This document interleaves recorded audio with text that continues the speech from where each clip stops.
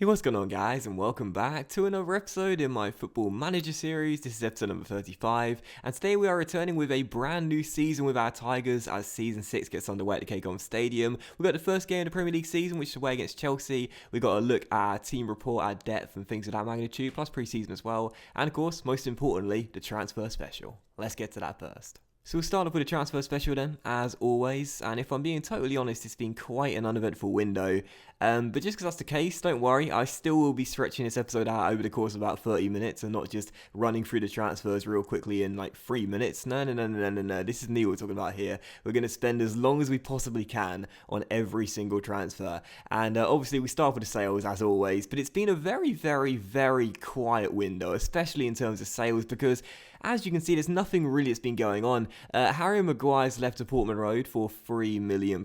You guys knew that was happening. Dimitri Fourquier's left to Lyon for £10 million. You knew that was happening. Vermaelen has retired. Again, I think you knew that was happening.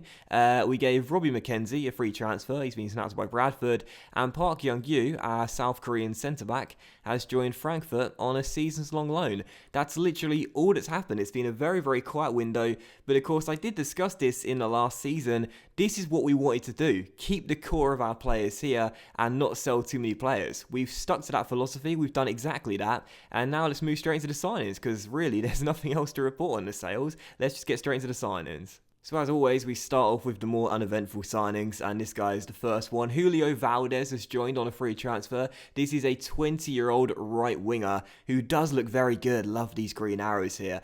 He's very quick, 16 for acceleration and pace, got 17 stamina as well. Got to love that for a player that plays down the flanks. Mentally not terrible for a 20-year-old as well, and technically not bad either, with already 14 crossing, 13 dribbling, 12 first touch, and 11 technique. Isn't too bad either. Potentially could be pretty decent in the future.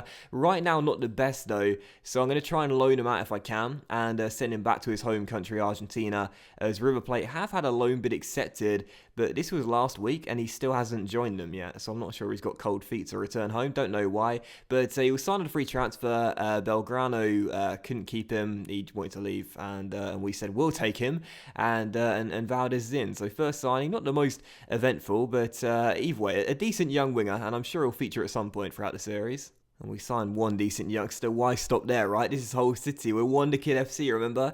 Second signing, Brian Reed, a Scottish 6'6", 18-year-old who looks like he could be a great target man in the future.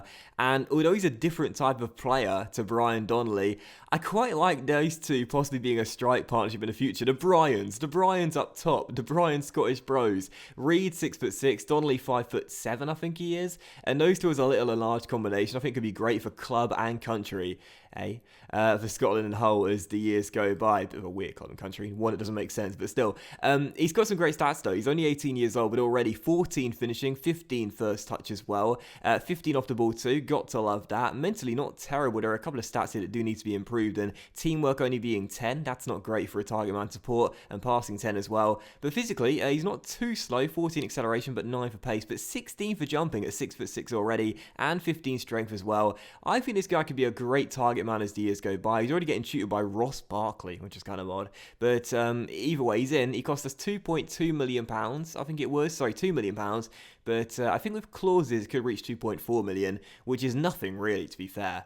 And yeah, he looks like a good player for the future. Only 18 years old though, only just turned 18, so don't expect this guy to feature much this season. But as the years go by, like Valdez, we could see him in and out of the team quite regularly. So Reed is in. That's our second signing, and let's move on to the third one. So third signing of the lot, and this one has to be the best deal in terms of value for money. What a signing this is. Almami Toure has joined Hull City on a 4-year deal for a measly £7.5 million. Now the ex-Monaco right back, for some strange reason, was not getting the first team football, and I do not understand why, because he's got some absolutely brilliant stats. Monaco put him on a transfer list for £7.5 million, and I was like, I'm going to snap that up every single day of the week, especially because Fourquier is now gone, and we need a better replacement for him. This guy is better than Fourquier, and when you compare the two players, you'll see exactly why I think this is a brilliant deal in terms of value for money. Fourquier is better in 4 individual attributes: long shot, agility, pace, and natural fitness, but only by 2 and 1. And in every single attribute other than those, Toure is the better player. And when you look at his overview as well, you can see Toure is a much more well-rounded player, a better option in my opinion. And considering the fact that Fouquier was fantastic last season for us, playing his best football and sold for £10 million, we picked this guy for £7.5 million. I mean, that is an absolute steal, right? That is an absolute bargain. What a signing. He can play centre-back as well, certainly with these stats here too.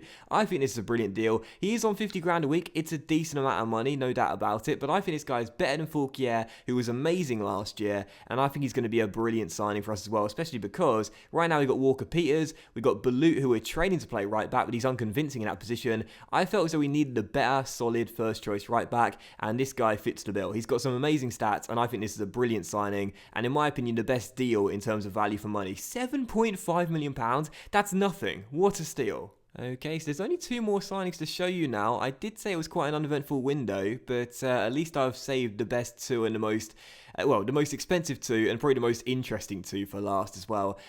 So we shall go with the most expensive signing of the window for our penultimate one, and it is a new backup striker for Brian Donnelly. It's Rogerio. I can't do the rolling of the tongue. You know how people do the rolling of the tongue for the R's, like Rodriguez? How do you do it? I just use the L instead. I just go Rodriguez. That's stupid. How do you do the rolling of the tongue? Rodriguez. Alright, just stop now. Stop. Okay, so Rogerio is in as a backup striker. And someone please tell me how you can roll the tongues. I feel like Rogerio would be right. This is embarrassing now. Right, Rogerio is in. Rogerio is in, and what a signing this is, man. Now, seriously, I think this guy is going to tear the Premier League up as the years go by, and him and Donnelly could be an amazing strike duo. I've not even told you about the player yet. I've focused on my lack of being able to roll the tongue. Rogerio is in, and now he's a Brazilian striker who's just 20 years old, but like Reed, who I showed you earlier, is also 6'6". I've signed this guy as a target man, and I think he's a different option up top. This guy could be amazing, because we haven't really had that many target men in this series so far.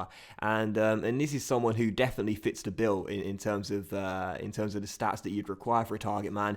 Now he's got a 3-star current ability with 1.5-star blacked out, but could end up being an amazing player in the future. He cost us £15 million, which is quite a lot of money, I do admit, but he's got a great goal-to-game ratio as such a young striker already, 49 and 88 across the Brazilian league, which is fantastic. He's got an amazing goal-to-game ratio as well in the under-20s for Brazil as well, 21 in 27.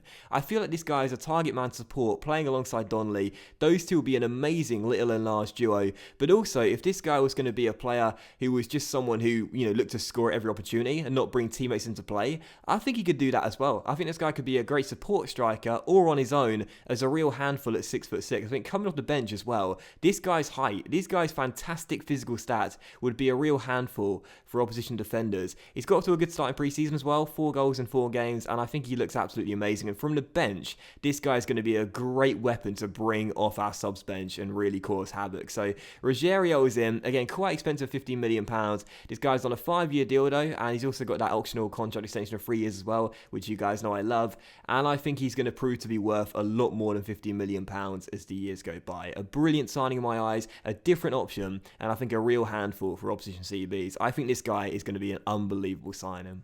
Alright, so 5th and final signing of the window then, and it's the last one I completed a week ago in-game, and I think this is, I don't know what you guys are thinking about it really, but I think it's a great signing. Some of you guys will think, oh, why did you even bother, he's past it, but well, let's just get straight to it. So I like to save the final signing for one that's a little bit interesting, a little bit surprising. I don't think many of you guys would have seen this one coming. Welcome to the club, Daley Blint.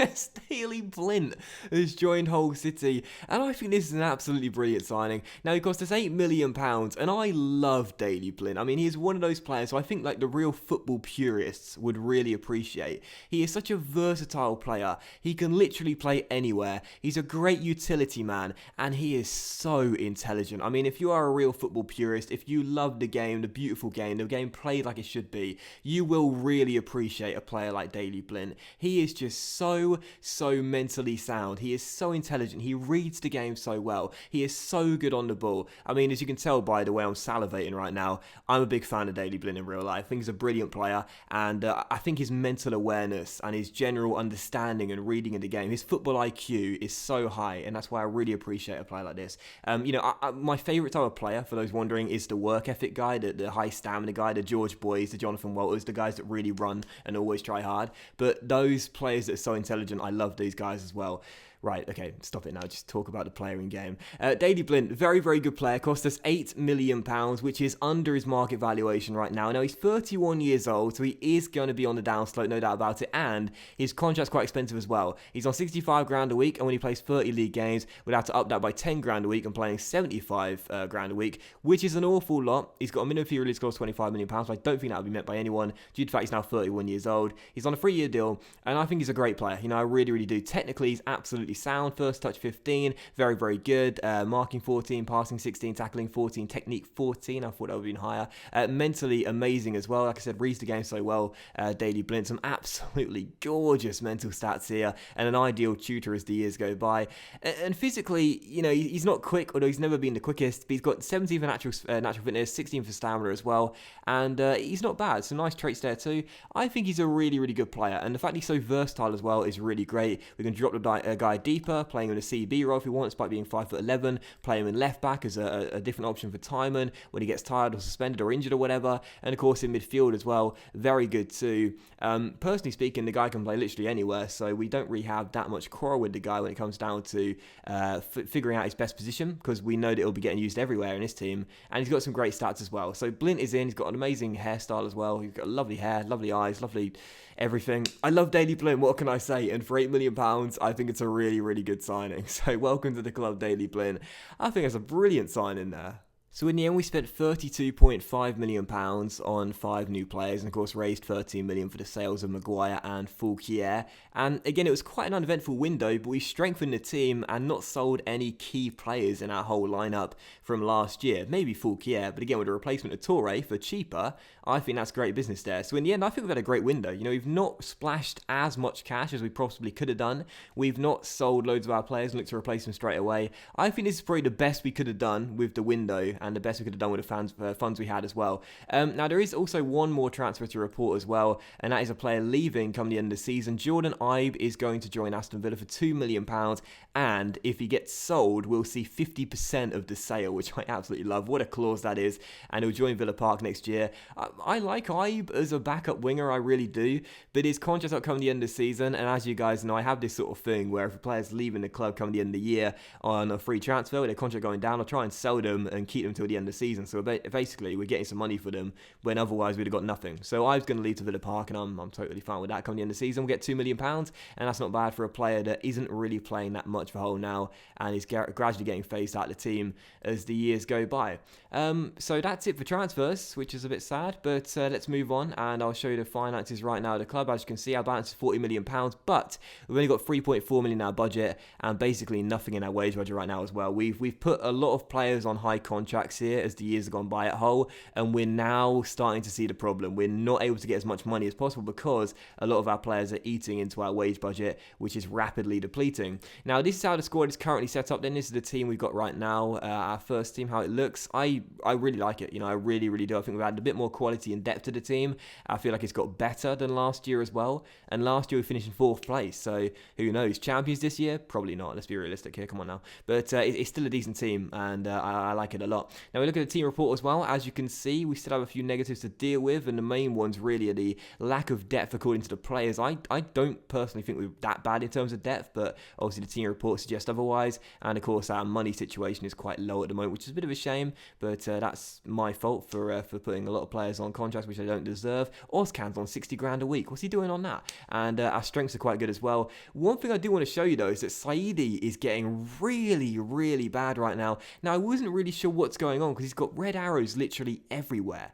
And I was thinking to myself, why is this happening? Because in terms of his training, he was doing so well and he was developing really, really nicely. But over the past couple of months, or the past 2 or 3 months, look at how bad they've got. I mean, it's so bad right now. His first touch has gone down from an 18.4 to a 17.8. His passing's gone down from a 16.2 to a 15.8. His stats are really going down, and I feel so bad because red arrows annoy me so much in FM. I hate them so much, and I was thinking, why is this happening? What is going wrong? I couldn't really work out what was going on, and then I realised I got him to get a trait, which was attempt to develop weaker foot, because his left foot was very weak, his right foot was very strong, and I thought to myself, I kind of want this guy to be a two-footed cam because it'll be really effective. And I googled it, and I realised that when you develop a player's weaker foot, their attributes start to decrease a little bit because their attributes are their range, their attributes are showed for their preferred foot, if that makes sense. So when you develop their weaker foot, their attributes represent their attributes based on 2 feet. Does that make sense? Not really, but hopefully you guys know what I mean. So because of that trait, his attributes are coming down. So because of that, I'm thinking about possibly getting him to scrap that trait and just leave it with a weak foot and very strong. I don't know. I'll think about it. But right now, these red arrows are making me think we should certainly scrap it because I hate it so much. And also as well, one other thing I want you guys to decide today as well, if you could please, there'll be a poll in the top right for you right now. Who should daily blint tutor? Now, obviously, with his mental stats, we need to take advantage of that, and he's going to have to do some tutoring. But who should daily blint tutor? I want you guys to make the decision. Now, I've got it down to 4 players. It's either Mamadou Sanogo, who could be used as a ball-playing centre-back, could be alright, with passing 11 right now, not the best, but could be okay. Mamadou Sanogo, Brian Milonaz, who I think is the best suited for his tutoring from Daily Blint as a deep-lying playmaker. I think he'll take advantage of those mental stats there once he gets them, but it does mean his determination will probably drop a little bit, which is a bit of a shame. So Brian Milonaz, Sanogo, not Diamov, or possibly Bulut, the guy who, of course, we're training to play right-back. Determination won't drop at 17, and he'll capitalise on those mental stats as well. And also the other player was who? Oh, Woody Kirkpatrick. Woody Kirkpatrick as our ball midfielder, who should daily blint tutor. One of those 4 players, Kirkpatrick, Milonaz, Sanogo, or Bulut. I want you guys to choose because I genuinely don't know. I don't know who blint should tutor, but I want you guys to make decisions. So in the top right, choose who blint should tutor, and that's who we'll get him working on. So that's basically that for the team. Now for the pre-season, how did that go? Well, as you can see, we won every single game, which is fantastic. No cup this year, just left up to my assistants to choose the friendlies, and we won every single game, which is fantastic. And also as well, we have our Champions League playoff drawn. And I must say, it's very tough. We've been drawn against Schalke over 2 legs. The German side will take them on the Veltins Arena to begin with, and then take them back home for the second leg. And it's a tough playoff. It really is. That's not our playoff. Where are we? Here we are, best place playoff. As you can see, I was desperate to avoid Monaco. We did. We avoided AC Milan as well. Delighted with that. Avoided Porto too. But Schalke over 2 legs. That's going to be extremely tough. This is their team right now, as you can see. Got a few young players in there, which I'm pleased to see because they're not the best right now in terms of their stats. They've got an awful lot of faith in youth, really. So many of their players are new gens / regens in their first 11 right now. So yeah, I'm feeling quite confident. But there are some very decent players in there anyway, and it is going to be tough to get past them. You won't see the first leg, but you'll see the second leg on camera, and I'll play that as part of a double with Sunderland or Burnley. Sunderland. So there you go. So that's pre-season. That's our Champions League playoff, and the first game today is against Chelsea. So let's just dive straight into it.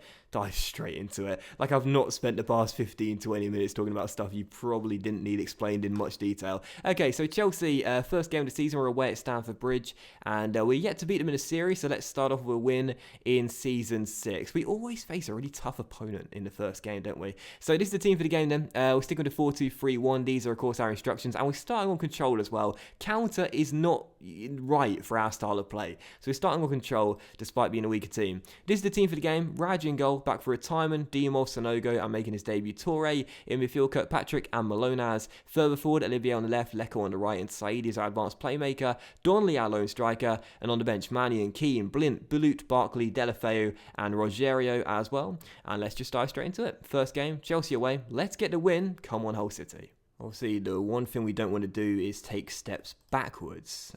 We haven't done that in the entire series so far, but to finish in the top 4 again is going to be really difficult. I'm desperate to prove that it wasn't a fluke last year and that we are a Champions League caliber club, and I really believe we are as well. I think we've got an amazing team, such a great young side, lots of good players as well.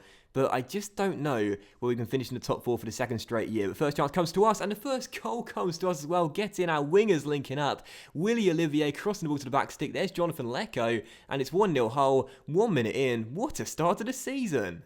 With Chelsea operating with wing-backs, we need to get the ball down the flanks as much as possible and utilise their lack of defensive fullbacks. Lovely cross by Olivier, and there is Lecco at the back stick. 1-0 to them Tigers. Perfect start. If we can get a second goal, give ourselves a cushion as well, this will be an amazing beginning to the new season. But instead, free kick for Chelsea, and they've equalised as well. Brilliant, right on cue. James Rodriguez with the finish from about 20 yards. Raj beaten. I think it might have hit him, then hit the post and gone in. I'll have to watch that back on the replay. But Chelsea do draw back on level terms very soon after our opening goal. Rodriguez with the free kick. Nah, it's just perfect. In off the bar and into the back of the net. 1-1, and the Colombian equalises for the London side. And now a free kick for us. Saidi takes it, whips one in. Kante gets it headed clear. It'll drop to Olivier, who got the assist for our first goal. Goes down left again and crosses again, and Lecco's at the back stick again. This time dealt with, but only as far as Malone has shot blocked. Olivier gets it back, rolls it across, and Saidi puts it in. Get in. All those red arrows, but still fantastic. Chelsea 1, Hull 2. We've retaken the lead. Another assist for our Belgian left winger,